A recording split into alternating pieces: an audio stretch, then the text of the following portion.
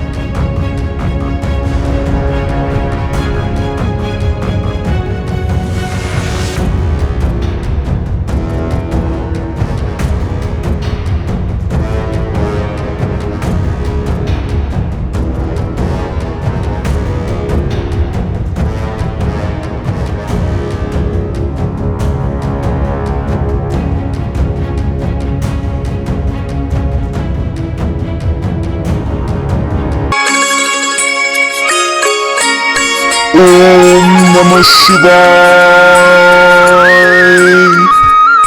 ओम नमः शिवाय। ओम नमः शिवाय। ओम नमः शिवाय।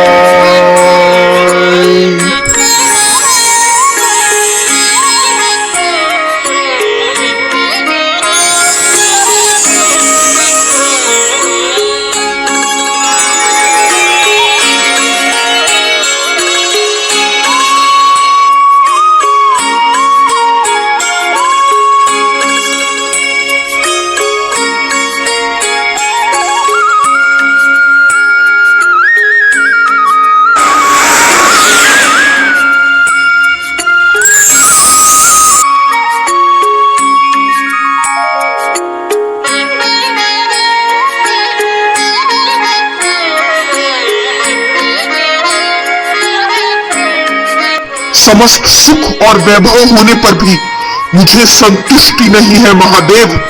इच्छाएं सदा घेरी रहती है, क्रोध बढ़ता जाता है, मन सदा विचलित रहता है, शांति और संतोष की कोई अनुभूति नहीं होती है महादेव। ऐसे जीवन का क्या फायदा, क्या फायदा ऐसे जीवन का। व्यर्थ है ये जीवन। जिस जीव ने शिव की प्राप्ति नहीं की, क्या करे वो जीकर। धिक्कार है ऐसे जीवन पर।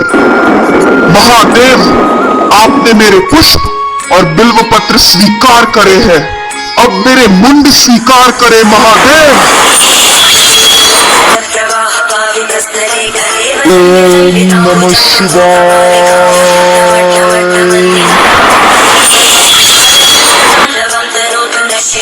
ओम नमः शिवाय।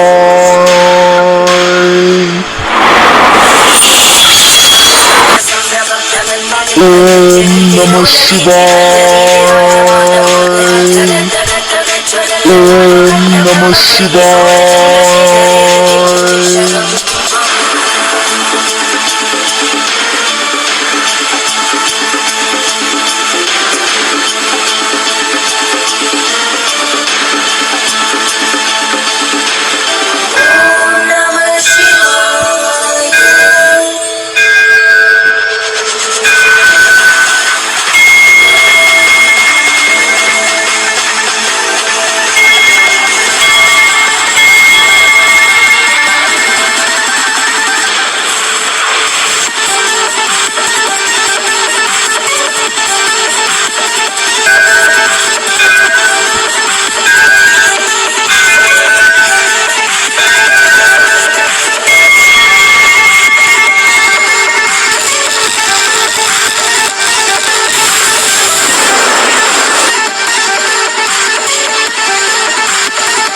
मुझ पर कृपा कर दर्शन दे या मेरा आखिरी मुंड स्वीकार करे महादेव।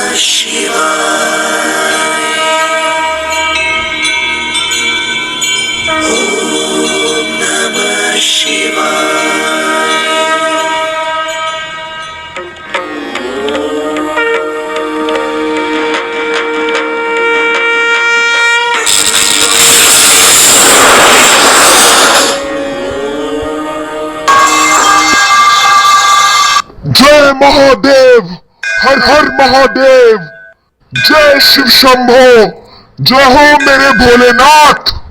मैं जानता था आपका हृदय जरूर द्रवित होगा, आप जरूर आएंगे। मुझे पूर्ण विश्वास था मेरी भक्ति विफल न होगी। मेरा प्रणाम स्वीकार करे महादेव। ये कैसा हठ है रावण? भक्ति का ये कैसा अहंकार है? इतने विद्वान ज्ञानी होकर जीवन का महत्व नहीं समझते। ऐसे तुच्छ इच्छाओं के लिए अपने प्राणों का त्याग किए जा रहे हो। बलपूर्वक अपने हठ के आगे अपने ईश को विवश करना चाहते हो। ये कैसा जीवन है महादेव, जहां सब कुछ है पर आप नहीं। अपने ईश्वर की प्राप्ति की इच्छा भला कैसे तुच्छ हो सकती है महादेव? अब तो मैं आपको एक पल के लिए भी नहीं छोड़ूंगा। चलिए मेरे साथ लंका। समस्त लंका का वैभव शिव के बिना अधूरा है। प्रिय रावण, इच्छाएं आकांक्षाएं तुच्छ नहीं होती, पर उचित और अनुचित इच्छाओं में फर्क कर पाना महानता के लक्षण है और नीति सम्मत भी। तो क्या आप मेरे साथ लंका इसलिए नहीं चलना चाहते क्योंकि मैं एक असुर हूं, राक्षस जाति से हूं? महादेव, क्या आप भी असुरों में और देवगणों में भेद करने लगे हैं? मैंने पूर्ण जीवन आपकी भक्ति की है महादेव, और जीवन पर्यंत करता रहूंगा। पर मैं नहीं जानता था कि महादेव जो निष्पक्ष कहलाते हैं वो भी भक्तों में भेद करते हैं। हाँ, आप नहीं जानते उन चतुर्देवों को।